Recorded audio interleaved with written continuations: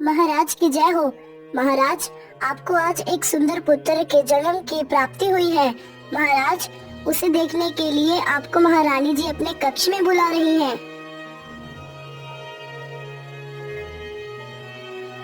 अरे भाग्यवान, तुमने तो बहुत सुंदर पुत्र को जन्म दिया है, लेकिन इस पुत्र को देखकर कुछ समझ नहीं आता इसके ये चिन्ह कैसा है। हाँ महाराज, मैं भी आपसे यही पूछना चाहती थी। आपने तो मेरे मुंह की बात ही छीन ली।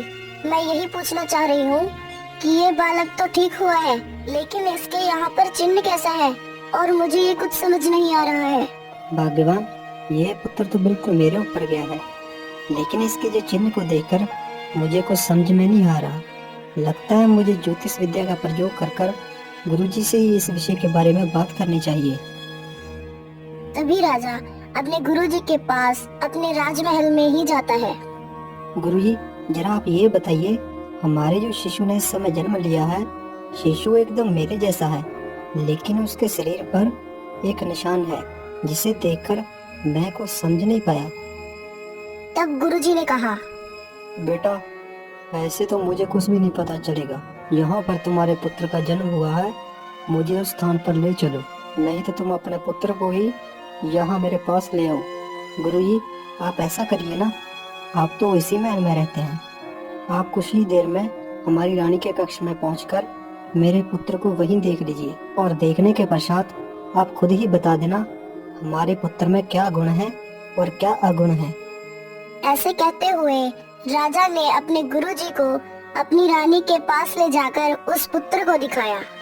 देखिए ना गुरुजी, ये पुत्र तो एकदम मेरे जैसा है, लेकिन इसके मस्तक पर ये चिन्ह कैसा है, हमें तो कुछ भी समझ नहीं आया।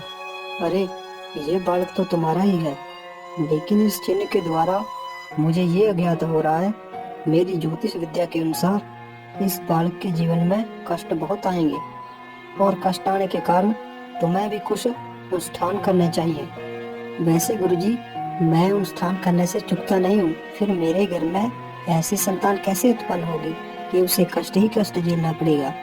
अरे, ये तो विधि का विधान है, ये कभी कभी तुम्हारा विधान हो सकता है, कभी इस बालक का, क्योंकि इस बालक के जीवन में इतने कष्ट हैं, अगर अभी तुम्हें बता दिया जाए तुम चिंता में डूब जाओगे, इसलिए अगर मैं तुम्हें ना बताऊं तो यही उचित रहेगा।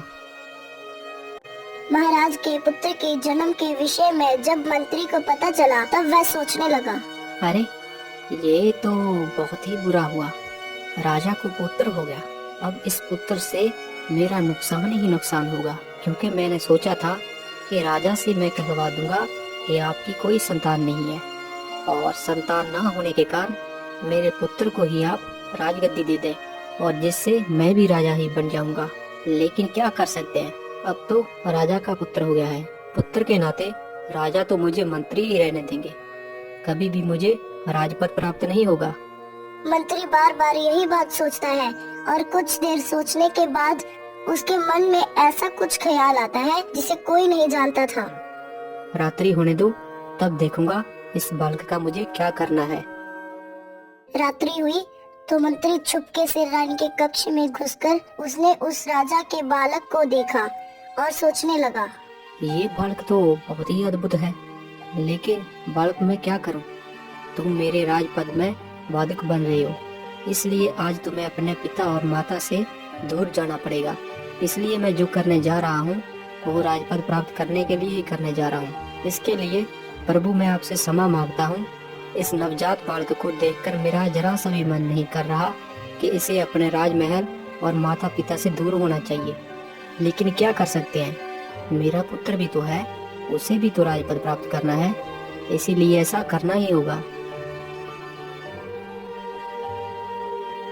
ऐसा मंत्री मन में सोचता है और उस बालक को उठा लेता है। उठा लेने के पश्चात बाहर निकल कर आता है और कहता है, इस बालक का अब मैं क्या करूं?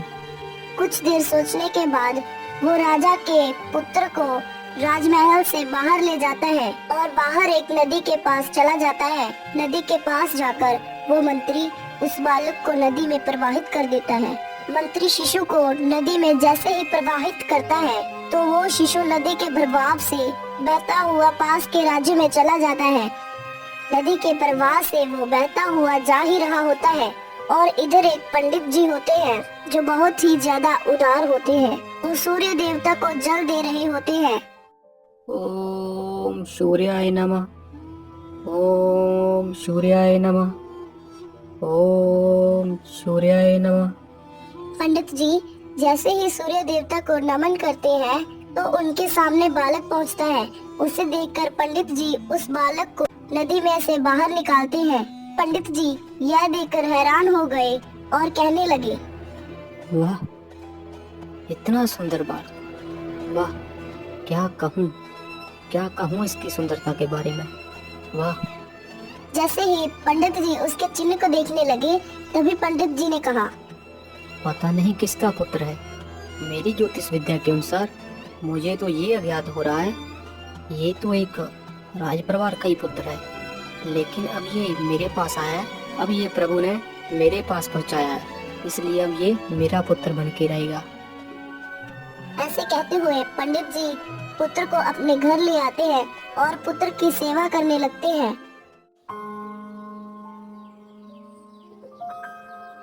ऐसे ही पुत्र की सेवा करते हुए अभी 3 माह बीते थे कि पंडित जी कुछ सामग्री इकट्ठा करने के लिए घर से थोड़ा बाहर जाने वाले होते हैं।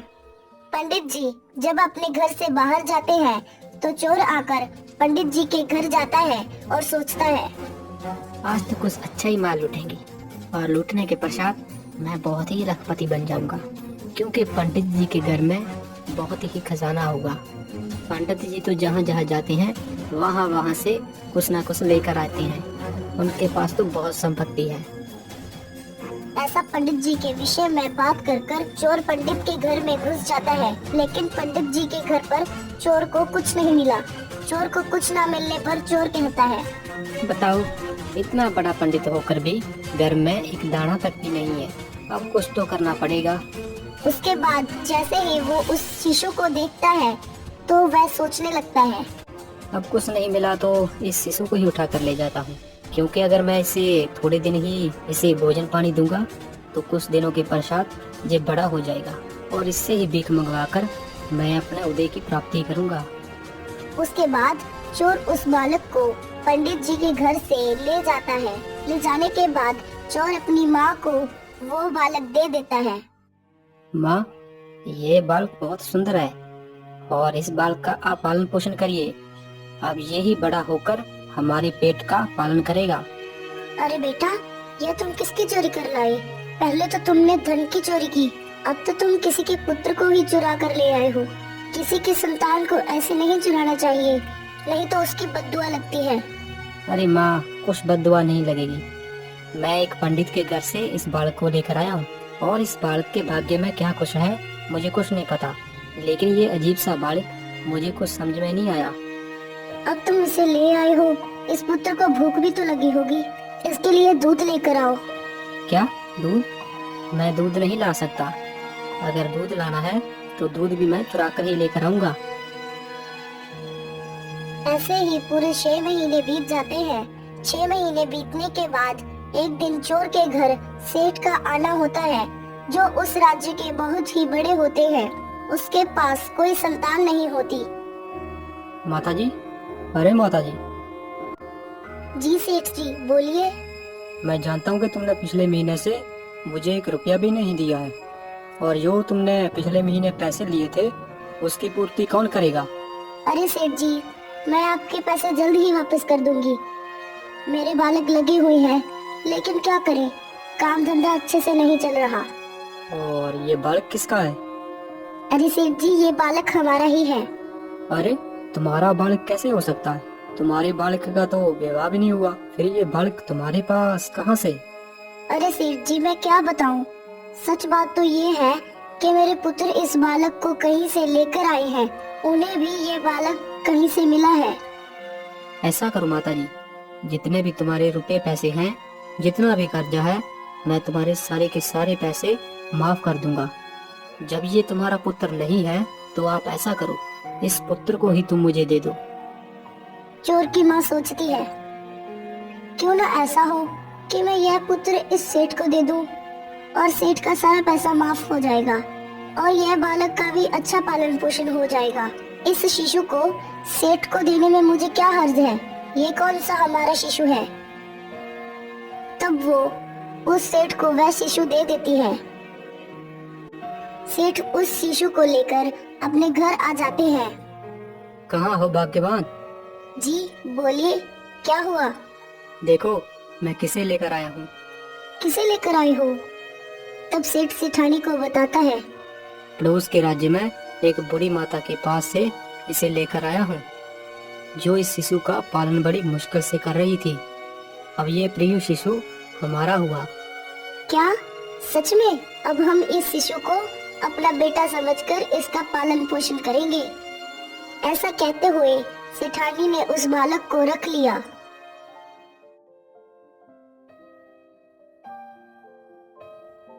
कुछ वर्ष बीतने के बाद वो बालक बड़ा हो गया। सेठ के घर में अच्छे पालन पोषण के कारण वो बालक काफी बुद्धिमान हुआ। उसे उच्च शिक्षा प्राप्त हो गई। उच्च शिक्षा प्राप्त होने के कारण सेठ ने पुत्र को कहा, अब तो तुम बड़े हो चुके हो बेटा, अब तो तुम्हारा विवाह भी करना पड़ेगा। मैं यहाँ तुम्हारे विवाह की बात करता हूँ। हाँ पिताजी, आप बात करिए। लेकिन पिताजी, मेरे मन में एक बात आती है।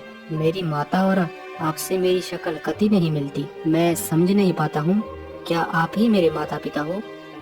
तुम ऐसा प्रश्न क्यों करते हो? तुम्हें जरा सी भी लज्जा नहीं आती? तुम अपने माता पिता से ऐसा प्रश्न क्यों करते हो? नहीं पिताजी, मैं तो बस यूं ही पूछ रहा था। इसमें कोई आशंका नहीं है, तुम मेरे ही पुत्र हो। इधर वो राजा और महारानी बहुत दुखी रहते हैं और महारानी राजा को कहती है, आज पूरे 18 वर्ष हो गए हैं, लेकिन अब तक हमारे पुत्र का कहीं भी पता नहीं चला। वो कहाँ है, कैसा है? वही सोच सोच कर महारानी अपना हृदय दुखी मत करो। मैंने गुरुजी से बात की है, उन्होंने भी यही बताया है कि पूरे 18 वर्ष के बाद तुम्हारा पुत्र तुम्हें स्वयं मिल जाएगा। अब मुझे भी नहीं पता कि ये कैसे संभव हो पाएगा। महाराज, अब मैं क्या करूं? मैं 18 वर्ष से बस यही इंतजार कर रही हूँ कि मेरा पुत्र आएगा और मेरा पुत्र मेरे पास आकर कहेगा कि माता, मैं आ गया हूँ। मुझसे तो अब यह इंतजार की घड़ी समाप्त नहीं होती। तब उधर से मंत्री आता है और कहता है, महाराज, आप व्रत हो चुके हैं।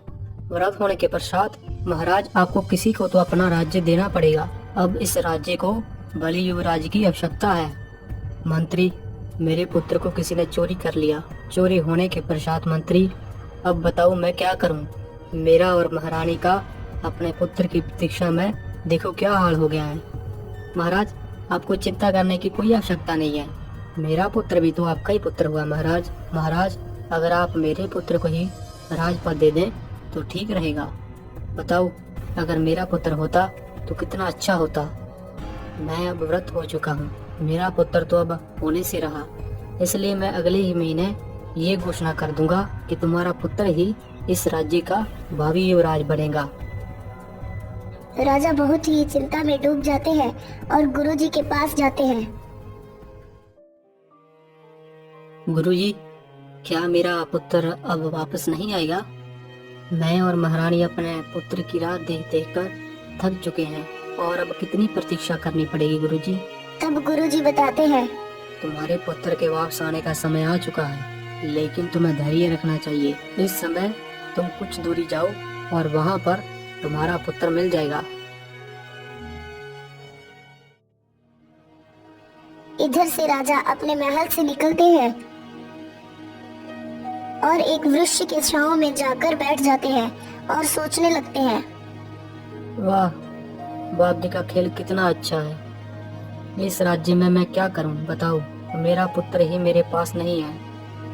पुत्र नहीं होता तो भी कोई बात नहीं थी, पुत्र होते हुए भी मुझे अपने पुत्र से बिछड़ना पड़ा। अब तो एक पिता से अपने पुत्र से दूर नहीं रहा जाता है। उधर सेठ का पुत्र उसी राज्य में आ जाता है। राज्य में आने के पश्चात राजा के करीब से गुजरता है। राजा उस सेठ के पुत्र की तरफ देखकर उसे रोकते हुए कहते हैं, अरे भाई, रुकना जरा। जैसे ही वह बालक रुकता है और उसके मुंह पर वह चिन्ह देखकर राजा कहते हैं, बेटा, वैसे एक बात बताओ, क्या तुम इसी राज्य में रहते हो? नहीं साहब, मैं दूसरे राज्य से आया हूँ जो आपके ही राज्य से लगा हुआ है। इसलिए आप बताइए, क्या आपको कोई कार्य तो नहीं है? तुम्हारे जो मस्तक पर चिन्ह है, वैसे ही चिन्ह मेरे पुत्र के मस्तक पर भी था।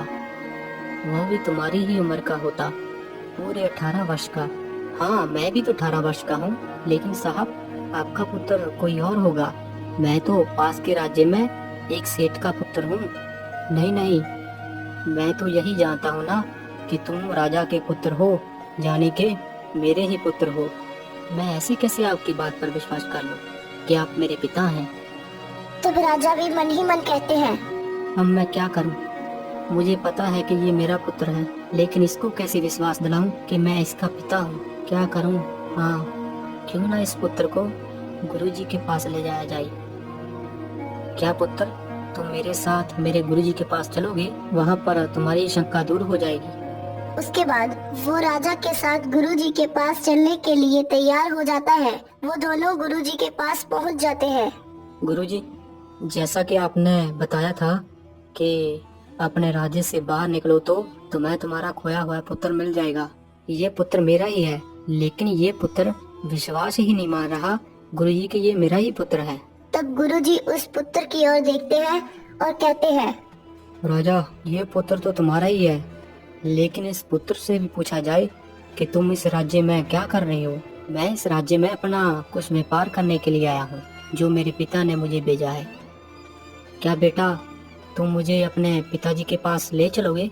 वो पुत्र मान जाता है। वो राजा को अपने राज्य में अपने पिता सेठ के पास ले जाता है।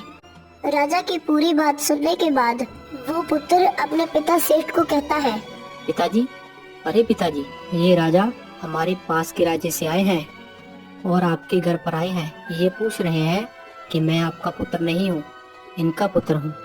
कौन कहता है? मुझे बताओ, कौन कह रहा है ऐसा? अरे पिताजी, ये राजा जी कह रहे हैं। अच्छा, तो बताओ कि ये तुम्हारा पुत्र कैसे हुआ? नहीं नहीं, ये तुम्हारा पुत्र नहीं है, ऐसा नहीं हो सकता। तभी सेठानी बाहर आती है और वो सब सच सच बता देती है। हाँ राजा साहब, आप एकदम सही कह रहे हैं। यह पुत्र मेरा नहीं है। मुझे तो यह पुत्र एक बूढ़ी दादी से मिला है। बचपन से ही मैं इसका पालन पोषण कर रही हूँ और बाकी सब आप उस दादी जी से ही पूछ लीजिए। तब राजा बूढ़ी दादी के पास जाते हैं और कहते हैं, हाँ बूढ़ी माँ, बताइए कि आपको वो शिशु कहाँ से मिला? तब बूढ़ी माँ ने राजा को सारी बात बताई कि वो शिशु तो मुझे मेरे पुत्र ने लाके दिया है। जब उस पुत्र से पूछा गया तो उसने राजा को बताया, मैं तो उस पुत्र को किसी के घर से चुराकर अपनी माँ के पास लेके आया था। तुम हमें ये बताओ कि किस घर से तुम उस पुत्र को चुरा कर लाई थे? मैं तो इस पुत्र को पड़ोस के राज्य में एक पंडित जी के घर से चुरा कर लाया था, जो कि आपके ही राज्य में लगा हुआ है। वहाँ पर एक पंडित रहता है, उसके ही घर से लेके आया था। राजा उसके बाद उस पंडित के घर जाते हैं और कहते हैं, पंडित जी, जरा ये बताइए, कुछ वर्ष पहले आपको कहीं से कोई पुत्र मिला था? कुछ वर्ष पहले मुझे एक नदी के पास जल चढ़ाते हुए एक पुत्र मिला था।